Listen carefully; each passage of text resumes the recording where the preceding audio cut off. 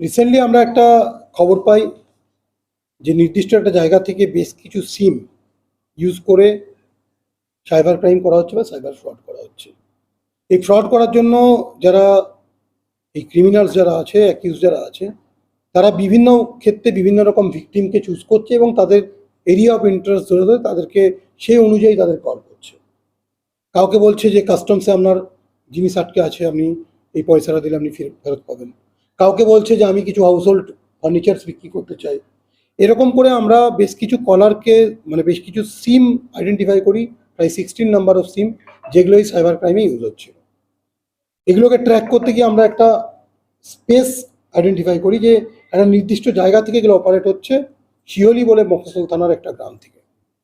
আমরা পরপর এটা ক্ষেত্রে 13 জনকে অ্যারেস্ট করি। এর মধ্যে একটা আন্তরাজ্য চক্র যুক্ত আছে। ঝাড়খণ্ডের একটা বড় গ্রুপ এর সঙ্গে মানে নেক্সাসে কাজ করছে।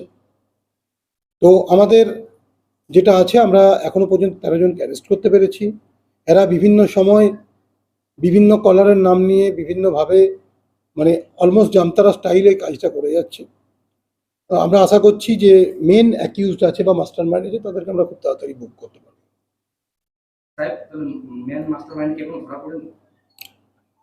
এর মধ্যে আমি বললাম নেক্সাসে আরো অনেক লোক যুক্ত আছে। এরা গ্রামের সাধারণ লোক, অনেক ক্ষেত্রে অসহায় লোক, বা কিছু কিছু ক্ষেত্রে দু একটা ক্ষেত্রে হয়তো নিজেদেরও ব্যাংক অ্যাকাউন্টকে ইউজ করছে ট্রানজেকশনের জন্য বা নিজেদের আত্মীয়দের।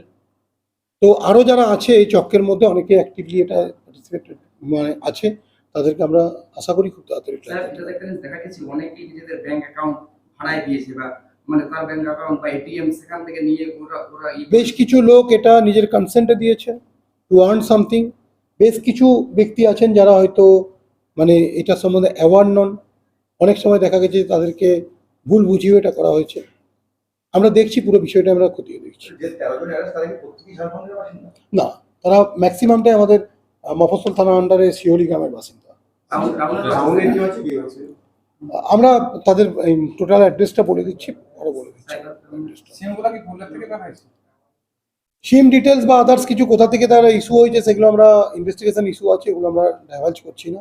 বাট আমরা এটাও দেখছি যে কিছু এই যে আইডেন্টিটিবিহীন সিম বা ইউজার অনুপস্থিত থাকলে অনেক ক্ষেত্রে সিম ইস্যু হয়ে যাচ্ছে, সেটার ব্যাপারে আমরা লক্ষ্য রাখছি। ফেসবুক ব্যবহার করা হচ্ছে না। আমরা এই যে সাইবার ফ্রডের অনেক ক্ষেত্রে যেটা আমরা করি, মেসেঞ্জার ইউজ করে মেসেঞ্জার থেকে অনেকে মেসেজ পাঠানো হয় যে আপনার এটা যদি পছন্দ হয় আপনি দেখতে পারেন।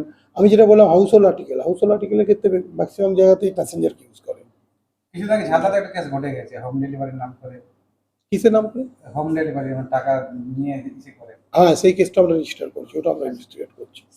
That is not related with this case. আচ্ছা সাহেব, এটাতে বেশ কিছু কয়েক লক্ষ টাকা প্রতারণার অভিযোগ হয়েছে, তো সেক্ষেত্রে কি টাকা কোনোভাবে আমরা অনেকটা এটা ট্রানজেকশনের হিসেব পেয়েছি, কয়েক লক্ষ নয়, বেশ কিছু বড় অঙ্কের টাকা ট্রানজেকশন হয়েছে এই অ্যাকাউন্টগুলোতে।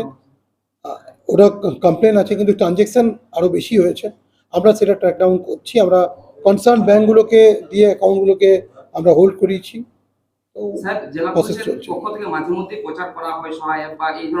আমরা সবসময়ই বলছি যে সাইবার সচেতনতার আমাদের অনেক ক্যাম্প হচ্ছে। আপনারা যদি এরকম কোনো মানে আননোন লোকের কাছ থেকে সমস্ত কল পেয়ে থাকেন, আমি আপনাদের মাধ্যমে বলবো সেটাকে অ্যাভয়েড করতে। কাস্টমস এভাবে ফোন করে আপনার কাস্টমসদের জিনিস আটকে গেছে বা হঠাৎ করে আপনার নামে কোনো কিছু আসার কথা নয়, অথচ আপনাকে বলছে আপনার নামে ভ্যালুয়েবল আর্টিকেলস আসছে, এগুলো just nothing but A trap.